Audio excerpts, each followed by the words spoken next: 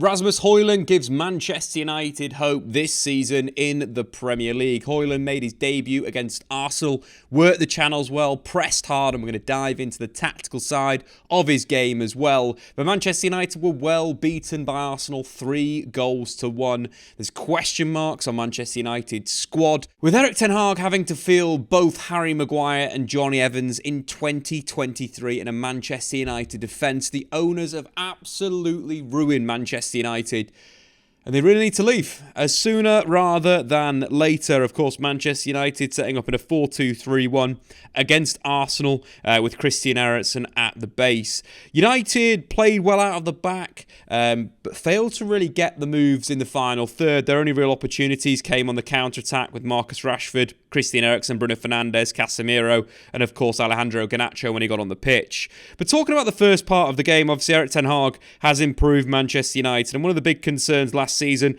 was not having a ball-playing goalkeeper. And if you look at the first half, Manchester United actually dominated possession in that first half. Arsenal sat off a little bit in more of a kind of 4-5-1 shape, with their two central midfielders a little bit higher than their two wingers in a defensive sense. What this left for Manchester United is that they had command of the football. We haven't really seen that against the top sides so far under Eric Ten Hag, and this is still very much a work in progress. I thought United were really good at controlling the tempo just at the base, and statistically, at the end of that first half, Andre Onana had completed 30 passes. In the entirety of the Arsenal team, only William Saliba had managed more, showing United's dominance at the back. That is all well and good, but United do need to create chances. They do need to get into the final third. They do need to work those possession-based spells to become a top side. But I do like that Andre Onana was very dominant at the back and one of Man United's best performance once again since moving from Inter Milan. United's long-term development, of course, with Emirates in the side, will be, a lot of ball playing. I imagine we'll see the fullbacks inside a little bit higher up. We'll see Casemiro or Amrabat dropping in. We saw Casemiro drop in a few times against Arsenal to really good effect. There'll be one player that's sat in this kind of, 8 position, and the 6 will drop into centre-back. And I think it very much will be interchangeable for Manchester United. So there are things that I like. Andre Onana involved in those passing sequences, very, very good. I think the frustration is when United, are looking to play through that first line and then get the attackers the ball. Bruno, Anthony, Marcus Rashford, and of course Anthony Martial didn't see enough of the ball in that first half. United were very dominant in their defensive third. The improvements need to come in the mid-third and the final third for Manchester United. But let's take a look at their first goal. I thought it was a really, really good counter-attack. And from a player that obviously has been at Manchester United for a season now, and was good in a defensive sense against Arsenal. A little bit of my concern going into this game was kind of the defensive play of Christian Eriksen. Is he good enough to read the play, to step in at the right time? And he showed with the interception for the first goal, stepping in, then carrying through, and then firing Marcus Rashford in behind Ben White, that he still has the quality. So let's take a look at that goal. So we pick up the goal with Kai Havertz in possession of the football.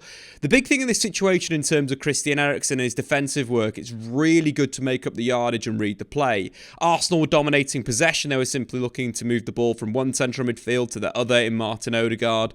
But there you can already see that Christian Eriksen is alive. I think after around 15 minutes, Eric Ten Hag pulled Eriksen over to the sideline and gave him an absolute rollicking for maybe not doing his defensive work. But from this point, I think Christian Eriksen was very, very defensively aware, stepping in, intercepting the Kai Havertz square pass, and then carrying through the centre of the pitch. Creates that 1v1 matchup that United didn't do enough, and that is Marcus Rashford versus Ben White. Rashford really has the beating of Ben White. There was a moment later on in the game where Rashford slalomed down the outside and nearly set up Rasmus Højlund for his first goal for Manchester United, beating Ben White so easy. But United didn't do this enough. I think we mentioned before United playing out from the back and it being good in terms of rotation. They didn't make that next bit of play, what Christian Eriksen does in a counter-attacking situation here, and that is find Marcus Rashford in a 1v1 situation, or look to play inside the fullback, as we see with this brilliant pass from Christian Eriksen to split the Arsenal defence. Christian Eriksen's got 9 assists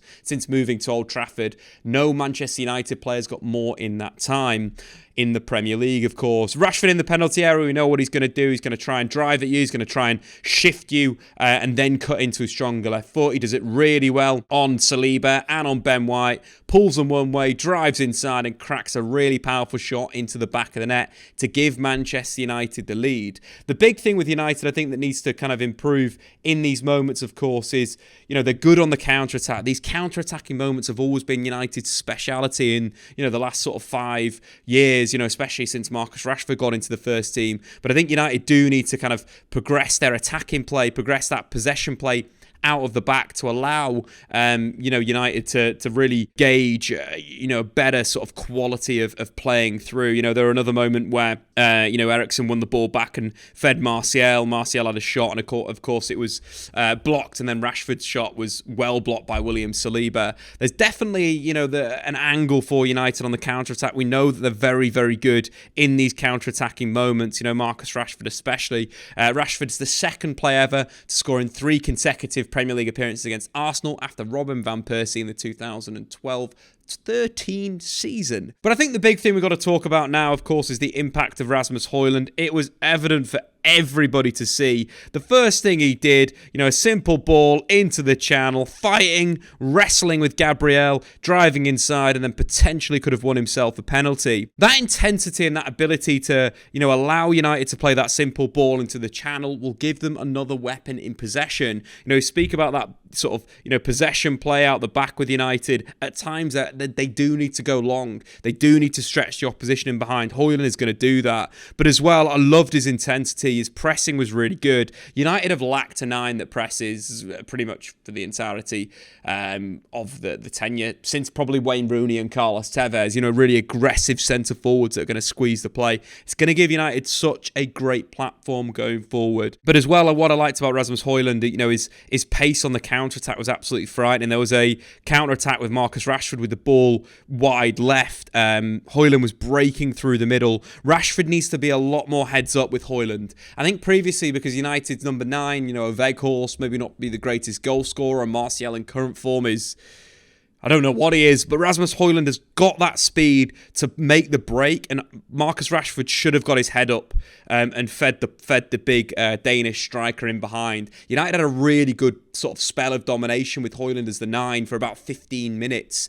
after he came on. Rashford has got to get his head up and look for those passes, because Højlund has got that ability to not only get in behind, got the skills to finish off the move, and I think that's got something that Rashford has really got to bring back into his game, is that kind of heads up play. But the two have played 30 minutes together in the entirety of their careers. Those types of players will come, which will see more production from Rashford and more goals from Hojlund. But let's talk about the Garnacho offside goal. Very, very close, to being onside. But the build-up play was fantastic. It was a really quick transition from Manchester United, and I imagine we'll see more of these with Hojlund in the side. Hojlund received the ball into feet from Casemiro. Lovely little back heel, first touch back heel, back to Casemiro to drive through, and then Casemiro, of course, to set Alejandro Garnacho in behind. I've seen Rasmus Højlund do this quite a lot. He's really aware in terms of his football. He has that kind of 360 vision. If the ball's into his feet, he will try a little flick. He will try a little back heel to set you through. And United have just not had that speed at 9, or that ability to hold up the ball at 9 for so long.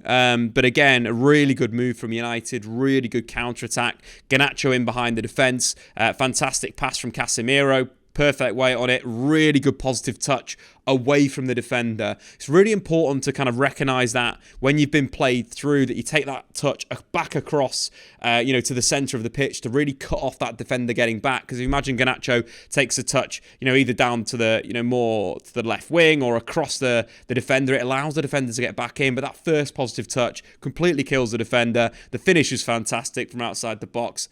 And I'm just gutted that it may have been slightly offside. It's so close. I hate this rule, to be quite honest. I'd prefer there being, on the feet is it's easier to maybe see, but then he'd still be offside. The rule that's maybe coming in is that daylight rule. So, there's a lot for United to really work on, in this. But the link-up play from Hojlund was absolutely fantastic. I think moving on, obviously, Rasmus Højlund, his debut for Manchester United, didn't see too much of the ball, but I think led the line line really, really well. And that's something that United need. They need this focal point striker, in terms of his positioning when on the pitch. You can see how high he was for Manchester United from an average position perspective. It's only going to score more goals. United are only going to be better. But I suppose we do need to speak about Manchester United's other subs. United started with Lisandro Martinez and Victor Lindelof. Obviously, Rafael Varane is already injured.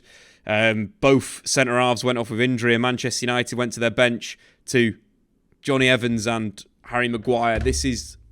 It's just frustrating. It shows just what is going on with the football club at the moment. We talk about young defenders, Todibo, we talk about Zeno Debas, one of my favourite players in European football, as a fullback centre-back that could come in and do a job. United are dealing with Johnny Evans, who is at the end of his career at 35, and Harry Maguire that should have left the football club in the transfer window. And we go and we look at the second two goals. Yeah, it was a fantastic set piece for Arsenal. Don't get me wrong; they've attacked United's zone. This is an issue with zonal defending at times. They've attacked the back stick. They've driven it to the near post. They've, run some decoys. Wan-Bissaka's been drawn over. It's simply chest the ball in the box from Declan Rice and he volleys. But the foot that, Johnny Evans sticks out is very, very poor. It's not going in. It's probably going to be dragged wide or hit another United defender. Completely wrong foot to Andre Onana, and United lose the game.